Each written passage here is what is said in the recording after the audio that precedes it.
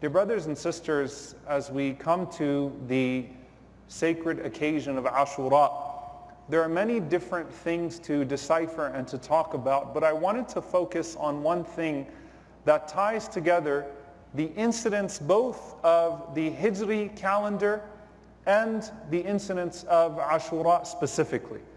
And subhanAllah, there are many different things to take from this occasion that we could speak about in regards to the virtues of the day as it exists now, which is obviously that first and foremost an opportunity to have your sins forgiven. Another mercy from Allah subhanahu wa ta'ala that He has sent to us, one of His nafahat, one of His seasons of mercy that the Prophet sallallahu alaihi wasallam spoke about, that if a person fasts this one day, then Allah subhanahu wa ta'ala expiates an entire year worth of sins. May Allah subhanahu wa ta'ala forgive all of our sins. Allahumma ameen. So another thing to thank Allah subhanahu wa ta'ala for. But specifically, when the Prophet sallallahu alaihi wasallam enters into Al-Madinah, and the Messenger of Allah sallallahu alaihi wasallam finds that the Jewish community of Al-Madinah is fasting this day in gratitude to Allah subhanahu wa ta'ala for the victory of Musa alayhi salam over Fir'aun. And the Prophet sallallahu alaihi wasallam says, "Nahnu awla bi Musa minkum." We have more right to Musa alayhi salam. We are closer to Musa alayhi salam than you. We love Musa alayhi salam and we celebrate as well. And He ordered it to be a day of fasting. But there's a quality here. And subhanAllah, we come into the Hijrah, which is of course what we mark our years by. And we come specifically into this 10th day. And there was something that stood out to me about this. And it ties what Ashura is attributed to in the athar, in the narrations before this incident of Musa alayhi salam, and what we know of what happened historically on this day. All the way from whether the narrations of this being the day in which Allah subhanahu wa ta'ala saved Nuh alayhi salam and his people, to the Prophet sallallahu alaihi wasallam making the hijrah, to Musa alayhi salam being given victory, to Al-Hussein radiallahu ta'ala anhu and his martyrdom on this day, on a day of Friday, on the day of Ashura. There's something that ties all of it together, and that is, with whom is Allah's favor and support and aid? And what qualities bring about Allah subhanahu wa ta'ala's support? Something striking in the Qur'an about that.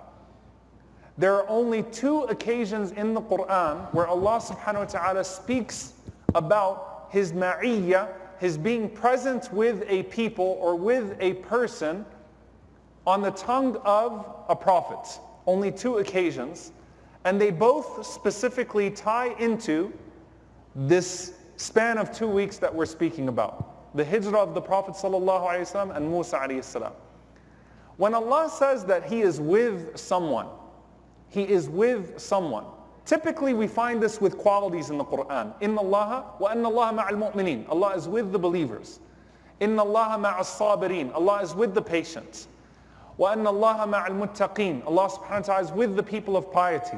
Inna Allah ma'al ladhina taqaw wal ladhina hum muhsinun. Allah is with people who have taqwa, who have piety, and those who excel in good deeds. Allah is with these categories of people. But to specific incidents, there are only 2.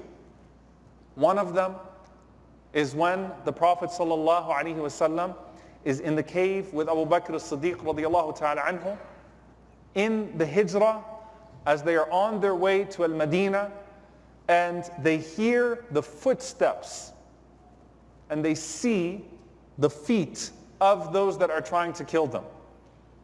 Effectively, this is the end of the journey. And the Prophet ﷺ says to his companion, "La tahzan inna Allah ma'ana." Do not grieve, Allah is with us. So this is one occasion where we find Allah's being with someone on the tongue of a prophet of Allah being established. With our Messenger Muhammad ﷺ in those moments where he and Abu Bakr as-Siddiq radiyallahu ta'ala anhu can see the feet of the enemy, and danger is imminent. It's a matter of moments. It's a matter of them looking down, seeing them in the cave and ending them. There was no secret about what their intentions were when they found the Prophet sallallahu alaihi wasallam. The intention was to kill him. And the Prophet ﷺ in those moments says to Abu Bakr radiallahu anhu, Inna Allaha ma'ana. Allah is with us. And the other incident happens to be Musa alayhi salam. The only other incident. The Prophet Moses, peace be upon him, when he is at the final moment of being pursued by the army of Fir'aun. Danger is imminent once again. You are about to be killed and your people are saying, Inna lamudrakun. We've been caught. Imagine hearing the army of Fir'aun behind you. And they make no secret of their intentions. They will mutilate you. They will cut you into pieces. They will do all sorts of horrible things with you. And in that moment, Musa alayhi salam says, Kalla inna ma'iya rabbi sayahdeen. He says, no, Allah is with me and He will guide me. SubhanAllah, the two incidents both tied to the moment that we are in right now of Ashura in the beginning of the Hijri year. Both of those moments involve Musa alayhi salam and Muhammad sallallahu alayhi wasallam, and both of them speak to the most vulnerable and dangerous and desperate moments when both of those prophets were able to say, Allah is with us, it's okay. Allah is with us. And when they say that, Allah subhanahu wa ta'ala brings about the victory. He brings about that goodness. SubhanAllah, that courage, that certainty that they had in those moments. It is something that once again ties together all of the historical incidents that take place. Whether before the day in which Ashura becomes legislated or after, that when believers face their most desperate moments, they are able to lean on the fact that Allah is with them so long as they exhibit the qualities that bring about Allah's favor upon them. It's what ties the Hijrah, it's what ties Musa alayhi salam, it's what ties Al-Husayn radiallahu ta'ala anhu, and all of these incidents into one. Is Allah with us or not?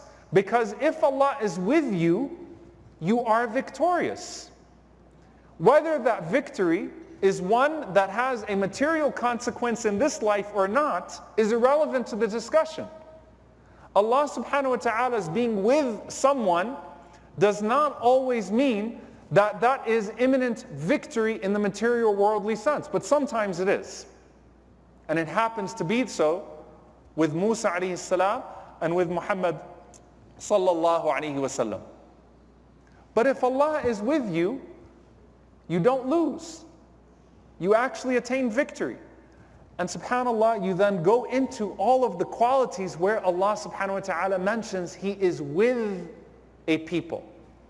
And as Ibn Abbas radiallahu ta'ala anhuma says, commenting on the ayah, when Allah says to Musa alayhi salam, go you and Harun to Fir'aun, inni ma'akuma, I am with you. قال Ibn Abbas radiallahu ta'ala anhuma, ay inni mu'inukuma, I am your supporter. Asma'u wa ara. I hear, I see, I'm there with you, with my knowledge and with my support. You have my support as you go forward. Why do you have the support of Allah subhanahu wa ta'ala? And how is this relevant to us? It's very easy for us to look at these historical incidents and to say, all we take from it is, Alhamdulillah, for Allah subhanahu wa ta'ala giving victory to Musa alayhi salam, وَنَحْنُ أَوْلَى بِمُوسَى.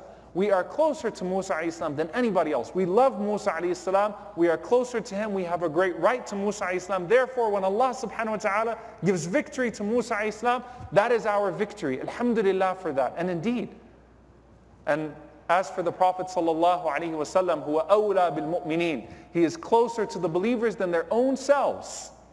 And so surely when Allah gives victory to the Prophet sallallahu alayhi wa sallam, then that is something that we celebrate and we are happy about and we are proud of. But then you ask yourself, do I have the qualities that establish Allah being with me? See, it's very interesting, if you watch a football game or a basketball game, or when the winner comes out on top and the winner says, if God is for you, who can be against you? Right? and everyone sort of claims God is with them, right? Because I won a football game. Therefore, God is with me. When two people face off, when two groups face off, when two armies face off, it's very easy for the one who is victorious to say, well, God was with me. Therefore, I won, right? For the believer, you don't measure whether or not Allah is with you by the outcome of victory or defeat. You measure it by the qualities that Allah mentions in the Qur'an about whether or not He is with a person in their situation. What does that mean? When you're going through a hardship or a struggle, when you're being oppressed, when you're being wronged, when you're facing a difficult, long tribulation, and you start to ask yourself, is Allah with me or not? How do you even determine that? That's when you go back to the qualities. Now, what are the qualities? SubhanAllah, they boil down to 3 qualities that are repeated over and over and over again in the Qur'an. Number 1, الَّذِينَ اتَّقَوْا إِنَّ اللَّهَ مَعَ الْمُتَّقِينَ. Allah is with people of piety. What is taqwa? To leave off sin. To leave off sin. No person can be engaging in disobedience, in a dispute with someone else, or in their own personal battle with the shaitan and claim that Allah is with them. No matter what the material outcome is in those moments. Is Allah with those who murdered Al-Husayn radiyallahu ta'ala anhu? Absolutely not. Is Allah subhanahu wa ta'ala murdered with those who won the battle of Uhud? Absolutely not. Was Allah subhanahu wa ta'ala with the crusaders in the battle of Al-Mu'arra? Absolutely not. Is Allah subhanahu wa ta'ala with the Zionist aggressors that killed more children of Gaza today? Absolutely not. We don't measure this stuff by outcome. We don't measure this stuff by the way that it comes out. Is Allah with the person who's able to overcome someone by resorting to sinful tactics, whether it's a dispute between believers or not? Absolutely not. إِنَّ اللَّهَ مَعَ الَّذِينَ اتَّقَوْا إِنَّ اللَّهَ مَعَ الْمُتَّقِينَ. Allah is with the one who leaves off sin. Therefore, Allah is with the one who is seeking to overcome the shaitan, their enemy, even in a very personal battle with their shaitan, so long as they don't engage in sin. وَالَّذِينَ هُمْ مُحْسِنُونَ. And Allah is with the good doers, those who do good. So those who leave off sin, those who do good, وَأَنَّ اللَّهَ مَعَ الصَّابِرِينَ. And more often than any other phrase Allah repeats in the Qur'an in regards to His being present, Allah is with the patient. And subhanAllah, there's a very beautiful way that Imam al-Qurtubi rahimahullah ta'ala ties this together. Allah is with those who are patient with their leaving off sin and doing good. What does that mean? That no matter what the circumstances are as they are evolving in our lives, happening to us collectively or as individuals, when we don't resort to what contradicts taqwa or leave off doing good, and we are patient with that methodology of life, patient with the leaving off of sin and the performance of good deeds, patient with the adversity that comes with that, Allah is with us. How do I know if Allah is with me? If I have the quality of taqwa and ihsan, and I am patient, I have sabr with those 2 qualities. Not by the outcome as it pertains to material success. However, I'll end with this. When Allah subhanahu wa ta'ala does give those outcomes that are pleasing to us, we respond to those outcomes with gratitude. And subhanAllah, there is something very beautiful for you to take from this, inshaAllah ta'ala, and for me to take from this as well. If you saw the Prophet sallallahu alaihi wasallam in a moment of sajda, in a moment of prostration, I want you to imagine walking into al-Masjid al-Nabawi, walking into the Masjid of the Prophet sallallahu alaihi wasallam, and seeing the Prophet sallallahu alaihi wasallam in a state of prostration and crying. Would you be able to tell if something really bad happened to him or if something really good happened to him? Would you be able to tell if he just got the news of having a baby or if he just lost a child? Would you be able to tell the difference if this was after Badr or after Uhud? The answer is absolutely not. Because the Prophet ﷺ in both of those outcomes, whether great tribulation had come to him or great joy had come to him, he was always in sujood. It would lead him to a place of prostration and shedding tears and showing either gratitude to Allah subhanahu wa ta'ala for something great that came to him, or patience with something hard that had happened to him. But the outcome of it with the Prophet ﷺ as himself was the same every time, which was you would see him in sujood, bawling his eyes out and remembering his Lord.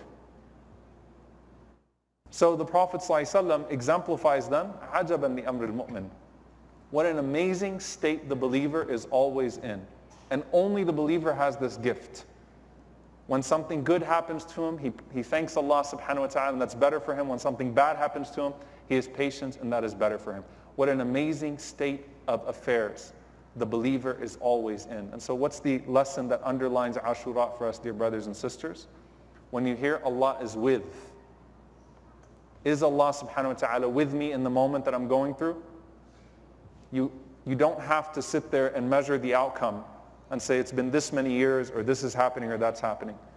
You measure your taqwa, you measure your ihsan, you measure your sabr. May Allah subhanahu wa ta'ala make us people of all of those qualities that He loves, people of all of those qualities that establish His presence and His support and His aid. Allahumma ameen. أقول قولي هذا وأستغفر الله لي ولكم ولسائر المسلمين فاستغفروا إنه الغفور الرحيم.